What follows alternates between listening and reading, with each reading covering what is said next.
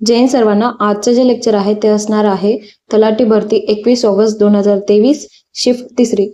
ठीक, खूप दिवस गॅप पडलेला आहे. आय थिंक 3 वीक गॅप पडलेला आहे, पण इथनं पुढे कंटिन्यू होईल, डोंट वरी. ओके, पहिला प्रश्न पहा काय म्हणत आहे. फेब्रुवारी 2023 मध्ये कोणत्या उच्च न्यायालयाने आपल्या नुकतेच दिलेल्या निर्णयांपैकी 2 निर्णयांचे स्थानिक भाषेमध्ये प्रकाशन केले? तर हा त्यावेळेसचा करंटचा क्वेश्चन आहे, तो आपण करणार नाही आहोत. डायरेक्टली नेक्स्ट क्वेश्चन वरती जाऊया. दुसरा प्रश्न आहे, खालीलपैकी कोणती चुकीची जुळणी आहे? तर इथे आर्टिकल्स दिलेले आहेत 14 ते 17, त्यामध्ये 20 आणि 16 आहे. आर्टिकल नंबर 20 हा चुकीचा आहे, बाकीचे जे आहेत ते करेक्ट आहेत. 14 पहा काय आहे, कायद्यापुढे समानता करेक्ट आहे. 16 सार्वजनिक सेवा योजनेच्या बाबींमध्ये समान संधी करेक्ट. एम्प्लॉयमेंट मी सांगितलं होतं तुम्हाला, एम्प्लॉयमेंट लक्षात ठेवा म्हणून. 17 अस्पृश्यता निर्मूलन आणि तिच्या प्रथेवर बंदी करेक्ट आहे. ओके, आणि 20 काय म्हणत आहे, सेनाविषयक आणि विद्याविषयक वगळता किताब नष्ट करणे हा चुकीचा आहे. विषय काय आहे, हे जे आर्टिकल्स आहेत, हे सर्व जे आर्टिकल्स आहेत हे पार्ट 3 म्हणजे जे कॉन्स्टिट्यूशन मध्ये टोटल किती भाग आहेत, 25 भाग आहेत. त्यातला जो 3रा भाग आहे, त्या 3ऱ्या भागामध्ये टोटल 12 ते 35 आर्टिकल कन्झ्युम होतात. ओके, यातलंच आर्टिकल त्यांनी इथे विचारलेले आहेत, म्हणून थोडंसं रिकॉल करूया. 12 ते 35 आर्टिकल हे मूलभूत हक्क म्हणून, पार्ट 3 मूलभूत हक्क म्हणून ओळखले जातात. ठीक, आणि मूलभूत हक्क जे आहे तो भारताचा मॅग्ना कार्टा म्हणून ओळखलं जातं. फंडामेंटल राईट्स इज द भारताचा मॅग्ना कार्टा. ठीक, जो 12वा आर्टिकल आहे, जो 12वा आर्टिकल आहे ना, तो काय सांगतो, तो राज्य सांगतो. ठीक, राज्य, सरकार, संसद असते वगैरे. ठीक, 13वा काय सांगतो, 13वा फंडामेंटल राईट्स विरोधी रद्द कायदा हा सांगतो. 14 ते 18 काय सांगतात, 14 ते 18 जे आहेत ते असमानता किंवा समानता सांगते. समानतेचा अधिकार, सॉरी असमानता नाही, समानतेचा अधिकार. मी तुम्हाला इथे ट्रिक दिली होती 14 आणि 18 पर्यंतच्या आर्टिकलमध्ये. काय ट्रिक सांगितली होती, मी सांगितलं होतं तुम्हाला, जे 14 ते 18 वर्षाची मुलं असतात त्यांना समानता आणि असमानता कळायला लागते. ठीक आहे, असं लक्षात ठेवायचं होतं, हे मी सांगितलं. मग 19 ते 22 मध्ये 20 पण येतो. ठीक आहे, हे जो चुकीचा आहे ना तो पण येतो. 19 ते 22 स्वातंत्र्याचा अधिकार. ठीक आहे, तर इथे स्वातंत्र्याचा अधिकार काही दिसत आहे का, तसा काही सीन नाही आहे इथे, ते चुकीचं आहे. आणि इथे जे 19 ते 22 आहेत, सॉरी 19 ते 22 जे आहेत ना, त्यासाठी मी तुम्हाला काय ट्रिक सांगितली होती, जे काही 19 ते 22 वर्षाची मुलं असतात त्यांना स्वातंत्र्य मिळायला लागतं आणि त्यांना स्वातंत्र्याचा अधिकार असतो. पुढचे पण पाहून घेऊया थोडेसे. जे 23 ते 24च्या आत असतात ते शोषण विरुद्ध कायदाशी संबंधित असतात. ओके, आणि 25 ते 28 यांच्यासाठी पण एक ट्रिक सांगितली होती मी तुम्हाला, ती म्हणजे धर्म स्वातंत्र्य अधिकार, जो की 25 ते 28ची मुलं लग्नाळू असतात आणि कुठलाही धर्म न बघता ते लग्न करतात, असं काही सीन होता, मी असं सांगितलं होतं तुम्हाला.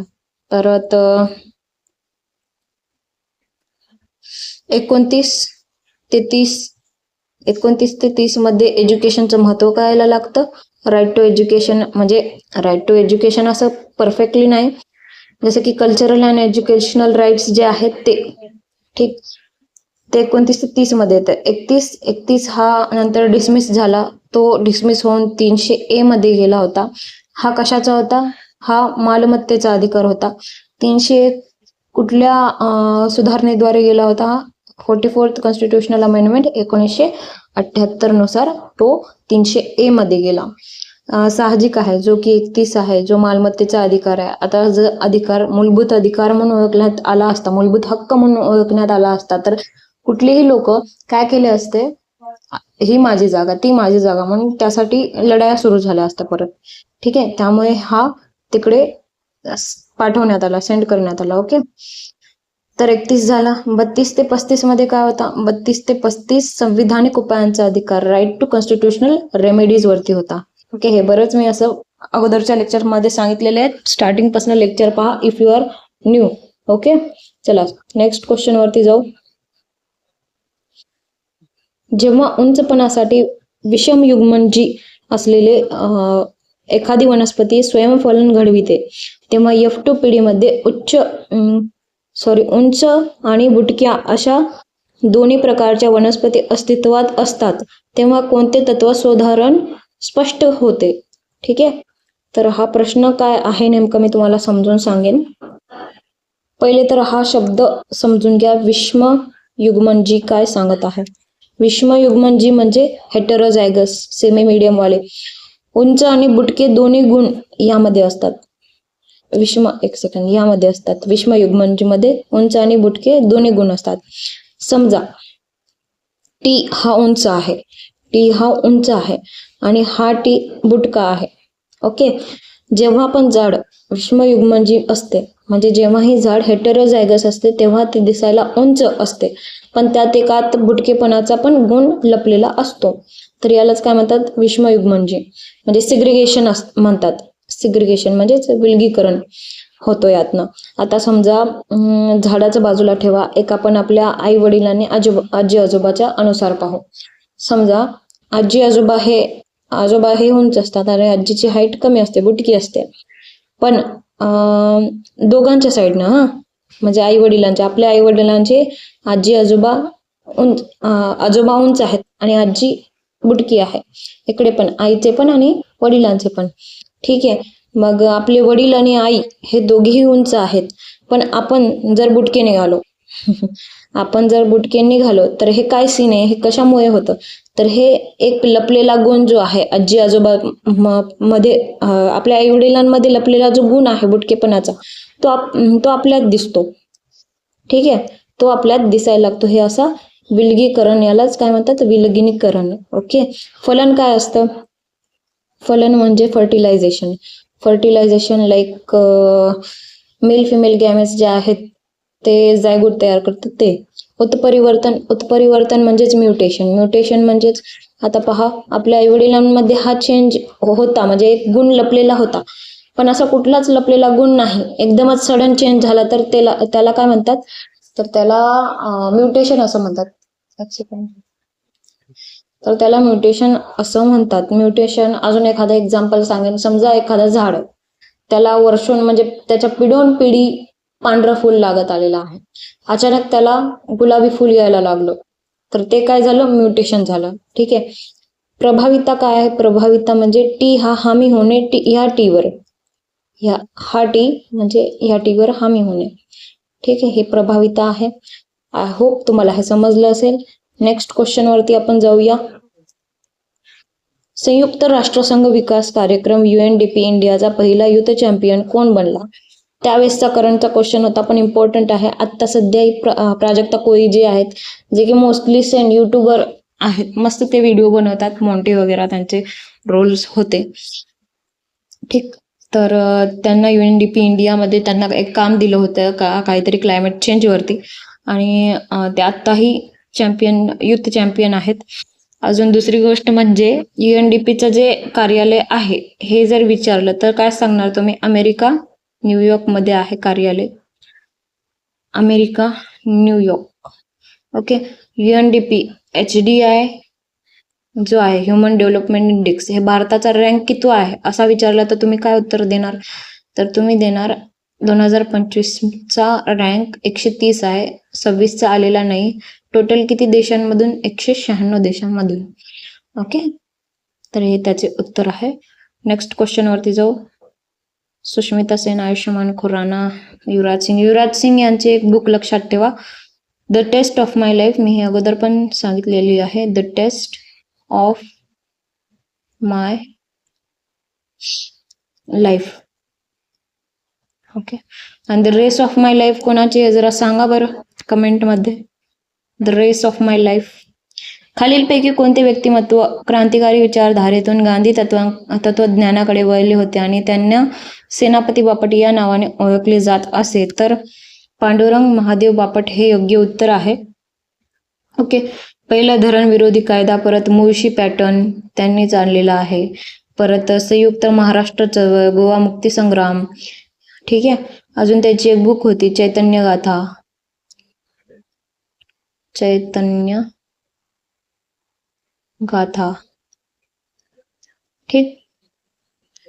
हे लक्षात ठेवा. नेक्स्ट,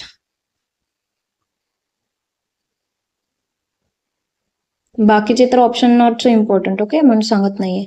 6वा प्रश्न, खालीलपैकी कोणते अंतरीय विभाजी ऊतीचे विशिष्ट कार्य आहे? आता हे काय अंतरीय विभाजी ऊती, पहा व्यवस्थित जे काय बोलत आहे त्यावर लक्ष द्या.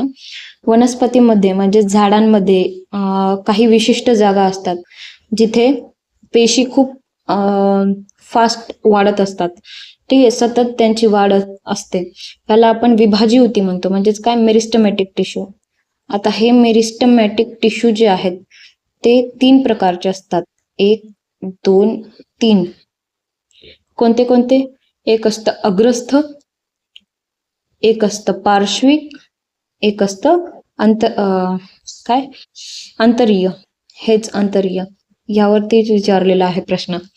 ठीक आहे, अग्रस्थ जे टिश्यू असतात हे झाडाच्या शेंड्यावर किंवा झाडाच्या मुळाच्या टोकावर दिसायला लागतात. ते कशासाठी असतात? हाईट वाढवण्यासाठी. ठीक आहे, हे अग्रस्थ टिश्यू. या अग्रस्थ टिश्यूला इंग्लिशमध्ये ॲपिकल टिश्यू असं म्हणतात. ठीक आहे, पार्श्विक टिश्यू म्हणजेच लॅटरल टिश्यू हे झाडाच्या खोडाच्या कडेला असतात. ते कशासाठी असतात? झाडाची वनस्पतींची जाडी वाढवण्यासाठी असतात. ठीक आहे, अजून हे जे अंतरीय आहे, हे अंतरीय विभाजी ऊती किंवा अंतरीय टिश्यू आणि इंटरकॅलरी टिश्यू जे असतात ते 2 पेरांमधील म्हणजे जे नोड्स असतात, तुम्ही पाहिलं असेल मनी प्लांटचे नोड्स, असं नोड्स आलेले दिसतात ना, त्याच्यात थोडीशी अशी पालवी फुटल्यासारखी दिसते ना, त्याला नोड्स म्हणतात. ठीक आहे, तर हे अंतरीय टिश्यू जे असतात हे काम करतात खोडांची लांबी वाढवणे. ठीक आहे, हे सहसा कुठे कोणत्या झाडांमध्ये दिसतात? गवत किंवा बांबूचे खोड यामध्ये जरा जास्त करून दिसतात. ठीक आहे, तर ह्याचे उत्तर खोडाची लांबी वाढवणे हे आहे. नेक्स्ट क्वेश्चन वरती जाऊयात आपण. माहितीचा अधिकार अधिनियम 2005च्या कोणत्या अनुसूचित मुख्य माहिती आयुक्तांची घ्यावयाची शपथ किंवा प्रतिज्ञापत्रांचे आवेदन नमूद केलेले आहे? तर इथे माहितीचा अधिकार अधिनियम मध्ये अनुसूचित विचारलेले आहेत त्यांनी, आणि अनुसूचित तुम्हाला मी ऑलरेडी सांगितलेलं आहे, अनुसूचित 2 आहेत माहितीच्या अधिकाराचे. माहितीचा अधिकार अधिनियम केव्हा लागू झाला? 12 ऑक्टोबर 2005. हे यालाही ट्रिक सांगितली होती, माझ्या मैत्रिणीचा बर्थडे आहे 12 ऑक्टोबर बोलून, है ना, तर ते 12 ऑक्टोबर 2005. ठीक, पहिली अनुसूची जी आहे ती कशाशी संबंधित आहे? ती आहे शपथविधीशी. हे जे उत्तर आहे हेच शपथविधी, प्रतिज्ञापत्र. आणि दुसरी अनुसूची जी आहे ती कशाशी संबंधित आहे? ती आहे अपवाद असलेले जे काही गुप्तचर संघटना, जे की IB, रॉ, DRI, BISF असे टोटल किती 26 संघटना आहेत. तर 26 संघटनाशी संबंधित आहे, त्यांची गुणी यादी आहे, त्यांची यादी आहे टोटल. असे 2च त्यात होते शेड्यूल्स. ठीक आहे, तर हे लक्षात ठेवणं इम्पॉर्टंट आहे. नेक्स्ट क्वेश्चन वरती जाऊया. समितीच्या शिफारशीवर भारताच्या राष्ट्रपतींनी नियुक्त केलेल्या केंद्रीय माहिती आयोगाच्या मुख्य माहिती आयुक्तांमध्ये खालीलपैकी कशाचा समावेश आहे? तर खालीलपैकी इथे येणार समावेश पंतप्रधान, लोकसभेत विरोधी पक्षनेते आणि पंतप्रधानांद्वारे नामनिर्देशित केंद्रीय कॅबिनेट मंत्री. ओके, तर इथे केंद्र माहिती आयुक्त आलेला आहे. जर इथे आले असतं राज्य माहिती आयुक्त तर राज्याशी संबंधित राज्यपाल आले असते, किंवा पंतप्रधानांच्या जागी कोण आलं असतं? CM आले असते. ओके, आता इथे एक चौथा ऑप्शन पहा, पंतप्रधान, लोकसभेतील विरोधी पक्षनेते आणि CVC. थोडंसं CVC बद्दल जरासं माहिती घेऊया आपण. CVC काय आहे? तर CVC म्हणजे सेंट्रल व्हिजिलन्स कमिशन, जे की 1964 मध्ये स्थापन झालं होतं. कंबाईनच्या एक्झाम मध्ये विचारतात ते. कोणत्या कमिटी अनुसार? संथानाम कमिटी इम्पॉर्टंट होती, संथानाम कमिटीने स्थापन केलं होतं हे. ठीक, आणि ही स्टॅच्युटरी बॉडी आहे. ओके, यात PM अध्यक्ष असतात आणि गृहमंत्री सदस्य असतात. सध्याचे CVC कोण आहेत? सध्याचे CVC प्रवीण कुमार श्रीवास्तव आहेत. प्रवीण कुमार श्रीवास्तव CVC आहेत. श्रीवास्तव. ओके, आणि हा क्वेश्चन रिपीट झालेला आहे. हा क्वेश्चन कुठे 20 ऑगस्ट 2023 ची शिफ्ट होती आय थिंक. त्यामध्ये हा प्रश्न आलेला आहे. रिपीटेड प्रश्न आहे हा. ठीक, चला next question. Which tree species is the most dominant in moist deciduous forest in India sorry.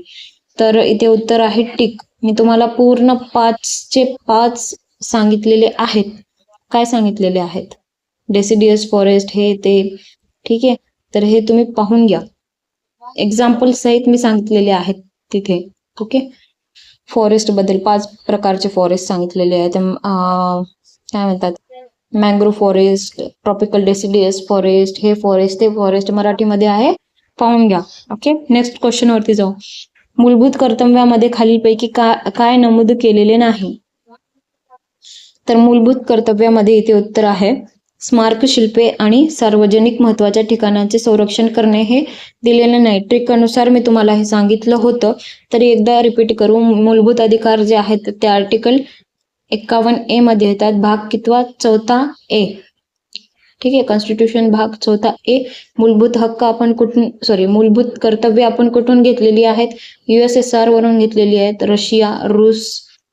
ठीक आहे, कोणत्या अमेंडमेंट अनुसार? अमेंडमेंट होता 42वा कॉन्स्टिट्यूशनल अमेंडमेंट. ह्याला ऍडिशन करा, 6 येतं, 1976. ठीक आहे, आणि कोणत्या कमिटी अनुसार? स्वर्ण सिंग कमिटी.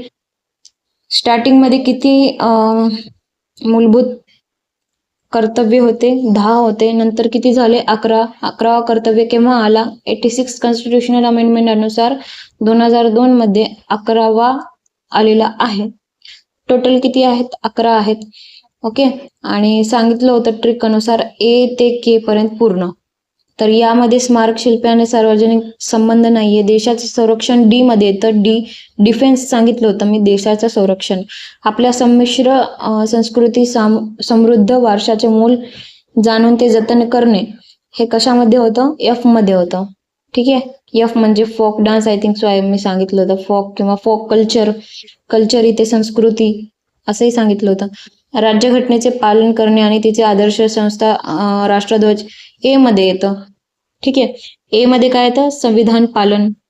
ठीक, B मध्ये स्वातंत्र्य लढ्याचा आदर्श, C मध्ये एकता अखंडता, D मध्ये डिफेन्स, E मध्ये बंधुभाव, F मध्ये वारशाचे जतन किंवा फॉक कल्चर असंही सांगितलं होतं. G म्हणजे ग्रीनरी सांगितलं होतं मी तुम्हाला. ग्रीनरी म्हणजेच पर्यावरणाचे संरक्षण. ठीक आहे, असं मी तुम्हाला K पर्यंत पूर्ण सांगितलं होतं.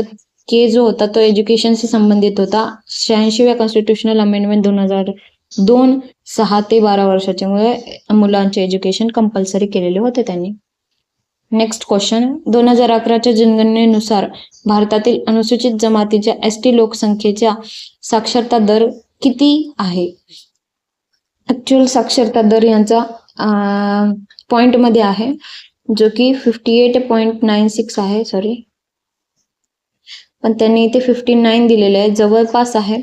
ठीक, 0.4 कमीच फक्त. तर हेही करेक्ट आहे आणि हेही करेक्ट आहे. ठीक आहे, ST लिटरसी रेट आहे हा.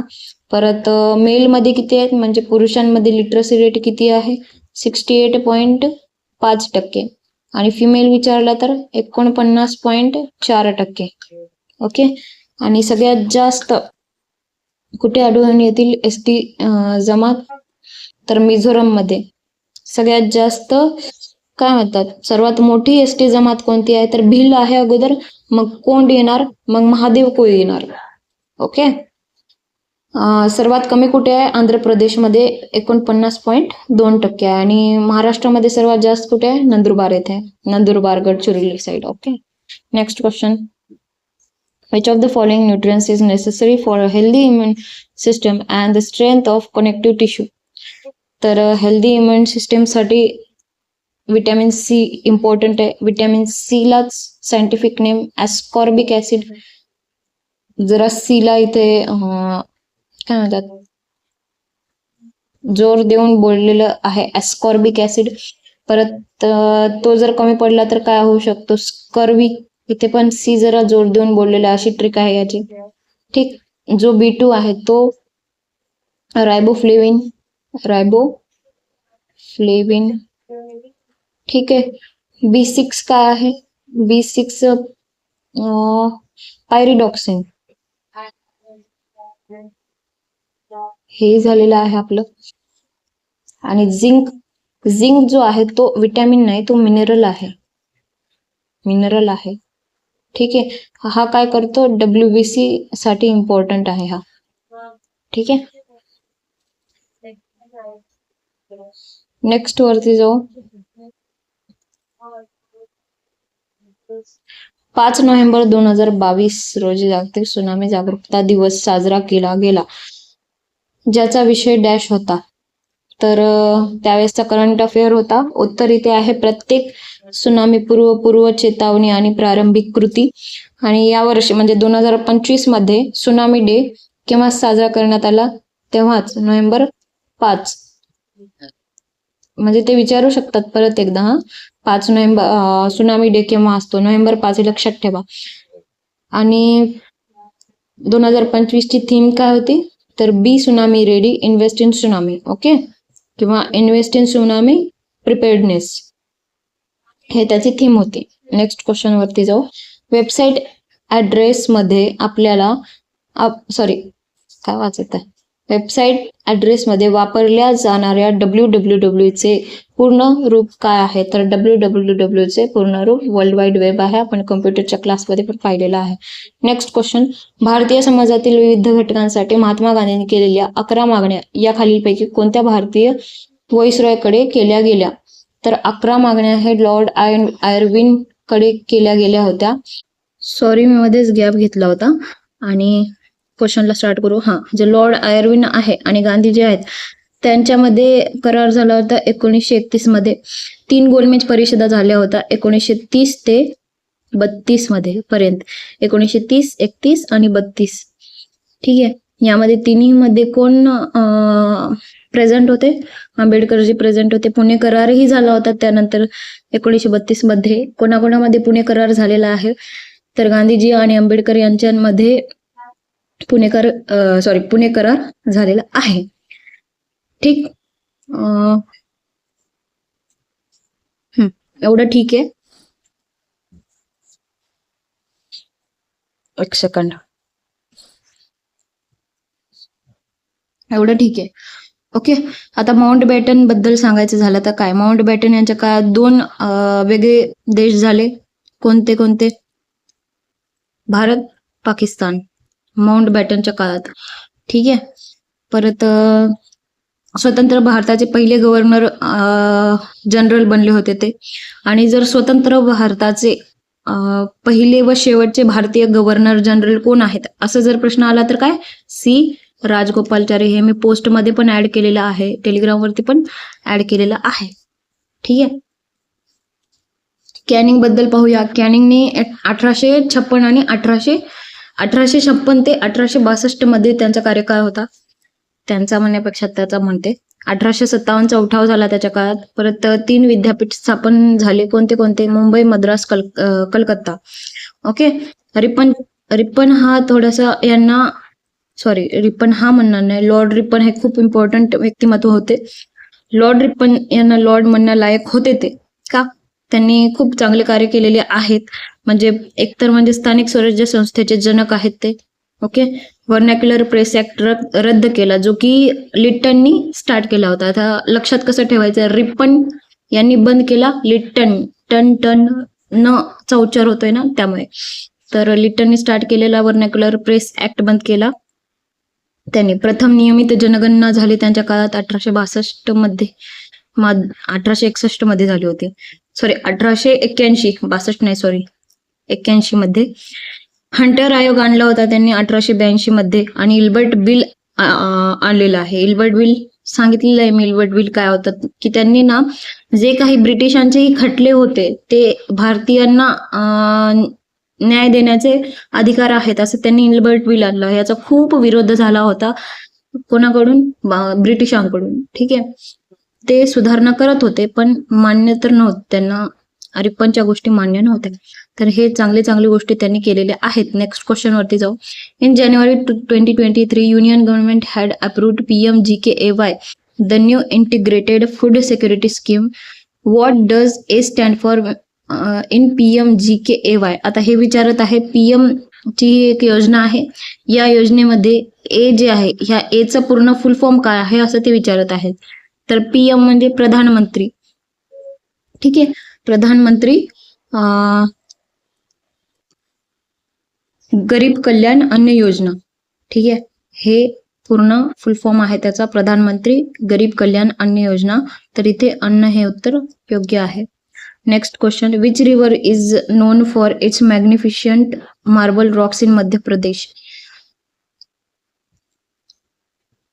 हे प्रधानमंत्री अन्न योजना जी आहे ती 2020 मध्ये आली होती. हे एक लक्षात ठेवा, 2020 मध्ये कोविडच्या काळामध्ये. तर हे विचारत आहे मॅग्निफिशियंट मार्बल रॉक्स इन मध्य प्रदेश.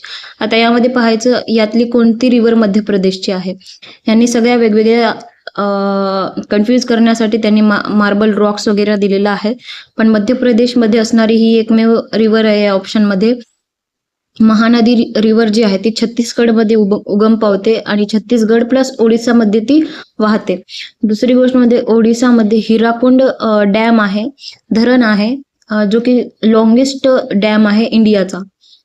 ठीक आहे, लॉंगेस्ट डॅम आहे, ती महानदीच तिथनं वाहते. ओके, हे एक लक्षात ठेवायचं आहे. छत्तीसगड उगम स्थान झाला. आता नर्मदा रिव्हर जे आहे ते मध्य प्रदेशमध्ये उगम पावलेली आहे, अमरकंटक इथून. ठीक आहे, आणि ही कशी वाहते, ही पूर्वेकडून पश्चिमेकडे वाहते, उलट्या दिशेने वाहते ही. ठीक आहे, रेडिकल स्ट्राइक्स अनुसार ती वाहते. ठीक, आणि ती अरबी समुद्राला जाऊन मिळते, वेस्टला वाहते ती, ईस्ट टू वेस्ट. अजून काय इम्पॉर्टंट आहे याचे नर्मदा रिव्हरचे, विंध्य व सातपुडा पर्वतरांगाच्या मधोमध ही वाहते. गोदावरी रिव्हर ही त्र्यंबकेश्वर महाराष्ट्रामध्ये, ठीक आहे, आपल्या राज्यात वाहते, आणि त्र्यंबकेश्वर नाशिक येथे. ठीक आहे, आणि ही भारतातील सेकंड लार्जेस्ट रिव्हर आहे. आणि पहिली कोणती आहे, पहिली गंगा आहे. ब्रह्मपुत्रा रिव्हर बऱ्याचदा झालेलं आहे ब्रह्मपुत्रा रिव्हरचं, जी की तिबेट मानसरोवर मध्ये उगम पावते. तिला तिबेटमध्ये सांगपो म्हणतात, बांगलादेशमध्ये जमुना म्हणतात, दिबांग अरुणाचल प्रदेश मध्ये म्हणतात, लोहित, धनश्री, सुबानसिरी, कामेघ, मानस, तिस्ता हे सगळे या नदीचे ट्रिब्युटरीज आहेत. जगात ना सर्वात मोठे नदीपात्रातील बेट इंडियामध्ये आहे, जे की आसाम येथे आहे, आणि त्याचे नाव काय आहे, मजुली. ह्या मजुली म्हणजे नदीपात्र ही कोणत्या नदीपात्राचे आहे, तर ब्रह्मपुत्रा नदीपात्राचे आहेत. सर्वात मोठे आहेत जगात, लक्षात ठेवा ही गोष्ट. अजून थोडेसे काय म्हणतात गोदावरीचे हे पाहून घेऊया. ट्रिब्युटरीज काय काय आहेत गोदावरीचे सांगितलेले आहेत मी तुम्हाला, विथ ट्रिक सांगितलं होतं मी तुम्हाला, रिकॉल करा तुम्ही. दुधना, पूर्णा, पैनगंगा, वर्धा, परत वैनगंगा, ओके, दारणा, प्रवरा, हे सगळे आहेत, मुळा, मुसा, हे सर्व आहेत. महानदी रिव्हरचे पण लक्षात ठेवा. शिवनाथ, हसदेव हे 2 लक्षात ठेवा, इम्पॉर्टंट आहे. जोंग, इब, ओन, तेल हे पण इम्पॉर्टंट आहेत. शिवनाथ, हसदेव हे 2 लक्षात ठेवा, बाकी जाऊ द्या. जोंग, इब, तोन हे नको. ठीक, नेक्स्ट क्वेश्चन वरती जाऊ. स्वदेशी उत्पादनाचे आणि कुटीर उद्योगांना प्रोत्साहन देण्यासाठी स्वतंत्र भारतात उत्पादक आणि ग्राहक यांच्यात निकटवर्तीय संबंध स्थापन करणाऱ्या हेतूने डॅश यांच्या द्वारे बाय इंडियन लीग ची स्थापना करण्यात आली होती. तर आचार्य प्रफुल्लचंद्र राय यांच्या अनुसार ही स्थापना करण्यात आली होती बाय इंडियन लीगची. खुदिराम बोस यांच्याबद्दल काय सांगायचं आहे. खुदिराम बोस यांनी काय केलं होतं, एक नाव आठवत नाहीये मला, कुठला तरी ब्रिटिश अधिकारी होता आणि त्या ब्रिटिश जनरल होता, गव्हर्नर जनरल, तर त्या गव्हर्नर जनरलला मारायचा प्लॅन केला होता. खुदिराम बोस आणि एक सोबत त्यांचे सहकारी होते. त्यांचं वय किती होतं, 18 वर्षच होतं, पण त्यांनी इतकी मोठी हिंमत केलेली आहे. मग त्यांनी एक बॉम्ब टाकला होता कारवर, त्यांच्या गाडीवर, वाहनावर बॉम्ब टाकला होता, पण त्या वाहनामध्ये ते नव्हतं, जो की गव्हर्नर जनरल जो आहे ना तो नव्हता. दुसरेच एक मुलगी होती छोटीशी आणि त्याची आई होती, दुसऱ्याच कोणीतरी होतं. तर तो बॉम्ब त्यामध्ये ती मुलगी आणि आई वारली. मग या दोघांना पकडायचा निर्णय घेतला ब्रिटिशांनी आणि त्यांना एकाला पकडलं. ज्याला पकडलं त्याचं नाव मला आठवत नाहीये. त्यांनी हुतात्मा म्हणजे त्यांनी स्वतःचेच स्वतःवर गोळी झाडून घेतली आणि खुदीराम बोस यांना फाशीची शिक्षा देण्यात आली. ते तेव्हा फक्त 18 वर्ष 18 महिने 8 दिवसाचे होते त्यावेळेस. ठीक आहे, इतक्या कमी वयात त्यांनी हा पराक्रम केला होता. त्यांचा चुकलं थोडंफार, पण त्यांचा हेतू योग्य होता. का? कारण जहाल होते हे सगळे बांधव आणि त्यामुळे ट्राय केले. त्यांना जर माहित असतं की तिथे तो नाही आहे तर त्यांनी एवढी मोठी चूक केली नसती. ठीक आहे, थोडीशी दहशत पसरवण्यासाठी त्यांनी हे केलं होतं, पण तो प्लॅन फसला त्यांचा. मतांगिनी हाजरा बुरी गांधी म्हणून ओळखली जाते. हे झालेलं आहे आपल्या मतांगिनी हाजरा बद्दल. ओके. आणि आचार्य प्रफुल्लचंद्र रेचं अजून एक इम्पॉर्टंट सांगायचंच राहिलं. हे फादर ऑफ इंडियन केमिस्ट्री आहेत. परत त्यांनी मर्क्युरस नायट्रेट नावाचा शोध केला होता. मर्क्युरस नायट्रेटचा शोध घेतला होता त्यांनी. ठीक, ते जे केमिकल वगैरे आहेत ते. ठीक आहे. मतांगिनी हाजरा, गांधी बुरी. सुभाषचंद्र बोस इम्पॉर्टंट व्यक्तिमत्व आहे. त्यांनी फॉरवर्ड ब्लॉक आणला. ओके. त्यांनी सिंगापूरमध्ये आझाद हिंद सेना स्थापन केली. याच आझाद हिंद सेना महिलांसाठी होती. तेव्हा तिचे नाव काय होते? झाशीची राणी रेजिमेंट होते. रेजिमेंट. ठीक, अक्षर येत नाहीये व्यवस्थित, प्रयत्न करेल काढायचा. एवढं इम्पॉर्टंट आहे. नेक्स्ट वरतीचा अधिकार पृच्छालेखाचे उद्दिष्ट काय आहे? तर इथे उत्तर आहे, एखादी व्यक्ती कोणत्या अधिकाराने सार्वजनिक कार्यालयावर दावा करत आहे याची चौकशी करणे. आता इथे काय करायचं आहे? काय आहे ते 5 रिट्स दिलेले आहेत. ते क्यू वॉरंटो, हिबिस कॉर्पस, मॅन्डेमस, ठीक आहे, प्रोहिबिशन, सर्टिरिओरी हे दिलेले आहेत. कोर्टचे रिट्स असतात. कोर्टाचे 5 रिट्स असतात. ते रिट्स आर्टिकल 32 सर्वोच्च न्यायालयासाठी असतात. आर्टिकल 226 उच्च न्यायालयासाठी असतात. आता तुम्हाला असा कॉलम बनवायचा आहे. ठीक, असा कॉलम बनवायचा आहे. ते 5 रिट्स इथे लिहायचे आहेत. इथे बंदी प्रत्यक्षण, एक सेकंड सांगेन तुम्हाला. इथे लिहायचंय बंदी प्रत्यक्षण. बंदी प्रत्यक्षण म्हणजेच हिबिस कॉर्पस. हिबिस कॉर्पस म्हणजेच देह उपस्थिती. हे देह उपस्थितीसाठी केव्हा वापरतात? बेकायदेशीर अटक विरोधी, म्हणजे कुठल्याही व्यक्तीला 24 तासाच्या आत समोर कोर्टाच्या समोर हजर करणं, जे काही त्याच्यावर गुन्हा झालेला आहे. दुसरा म्हणजे परमादेश. परमादेश काय आहे? मॅन्डेमस आहे. आम्ही आज्ञा देतो. ठीक आहे, असं सरकारी केव्हा वापरले जाते असं जर विचारलं तर उत्तर काय द्यायचं? सरकारी अधिकाऱ्याने कधी काम न केले तर ते आम्ही आज्ञा देतो असा वापर होऊ शकतो. प्रतिषेध. तिसरा आहे प्रतिषेध. प्रतिषेध म्हणजेच प्रोहिबिशन, म्हणजेच मनाई करणे. ठीक, मनाई करणे. कशासाठी मनाई? कनिष्ठ न्यायालयाने अधिकार खूप जास्त ओलांडला तर ती मनाई करणे हा तेव्हा वापरतात. ठीक. चौथा काय आहे? चौथा आहे उत्प्रेक्षण म्हणजेच सर्टिरिओरी. सर्टिरिओरी मध्ये काय तर पूर्ण माहिती देणे. हे मी सांगितलेले अगोदर म्हणून लिहत नाही बरं. पूर्ण माहिती देणे. कनिष्ठ न्यायालयाचा निकाल रद्द करून पूर्ण माहिती देणे इथे वापरले जाते. आणि हा 5वा काय आहे? 5वा अधिकार पृच्छ आहे. हा जो प्रश्न आहे क्यू वॉरंटो, त्याचंच उत्तर आहे कोणत्या अधिकाऱ्याने तुम्ही हे कार्य करत आहात हे इथे विचारू जाऊ शकतात. ठीक, हे आपले झाले 5 रिट्स कोर्टचे. आता नेक्स्ट, 1756 साली इंग्रजांच्या कारखान्यावर ताबा मिळवण्यासाठी सिराज उद्दौला कलकत्त्याकडे केलेले कूचकालीपैकी कोणत्या लढाईचे प्रमुख कारण बनले? तर इथे आहे उत्तर प्लासीची लढाई. प्लासीची लढाई कुणाकुणाविरुद्ध झाली होती? सिराज उद्दौला आणि रॉबर्ट क्लाइव्ह. ठीक आहे, केव्हा झाली होती असं विचारलं तर 1957 मध्ये झाली होती. 1957. बेदारची लढाई. बेदारची लढाई जी आहे ती डच आणि 1957 नाही, इथे प्लासीची लढाई 1857. अरे कसं आहे इथे चूक, सॉरी, 1957 नाही, 1757. माय मिस्टेक, 1757 येणार इथे. बेदारची लढाई केव्हा झाली होती? तर ते 1759 मध्ये झाली होती, डच आणि ब्रिटिश. बक्सरची लढाई इम्पॉर्टंट लढाई आहे. बक्सरची लढाई हेक्टर मोन्रो आणि मीर कासिम सोबत झाली होती. 1700 आठवत नाही, if I am not wrong 1764 असेल इथे उत्तर. आणि पानिपतची तिसरी लढाई कोणामध्ये झाली होती? ती झाली होती मराठा आणि अहमद शाह अब्दाली. तेव्हा अहमद शाह अब्दाली जिंकला होता. ठीक आहे.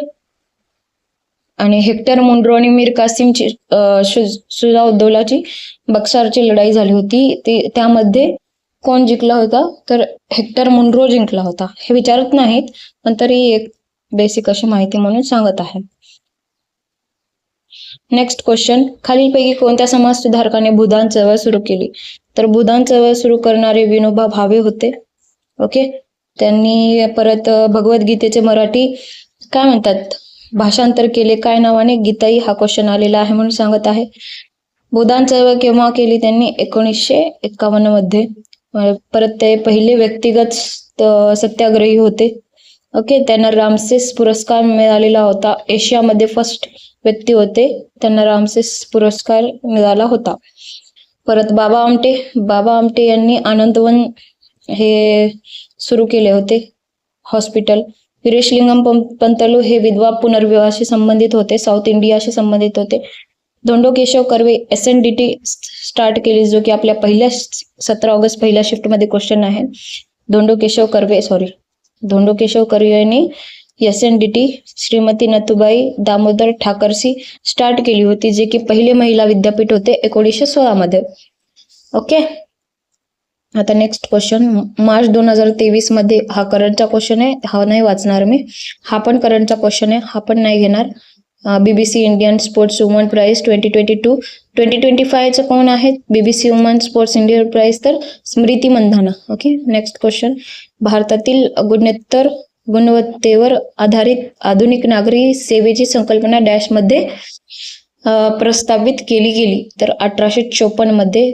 गुणवत्तेवर म्हणजे काय म्हणतात, Indian civil services. Subhash Chandra Bose जे होते ना, ते इंडियन सिव्हिल सर्व्हिसेस एक्झाम त्यांनी पास केली होती, परंतु त्यांनी स्वातंत्र्यासाठी ती जागा सोडून टाकली, म्हणजे त्यांनी रिझाईन केलं होतं, माहिती का? तेवढे इंटेलिजंट होते ते.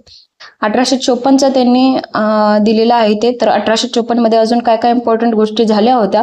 तर वुड्स डिस्पॅच झालेला आहे. वुड्स डिस्पॅच स्टडीशी संबंधित आहे, एज्युकेशनशी संबंधित आहे, म्हणजे प्राथमिक आणि जे वरचं शिक्षण आहे सेकंडरी ते शिक्षण फ्री असावं, हे वुड्स डिस्पॅच. परत इंग्लिशमध्ये असावं, हे वुड्स डिस्पॅच मध्ये येत होतं.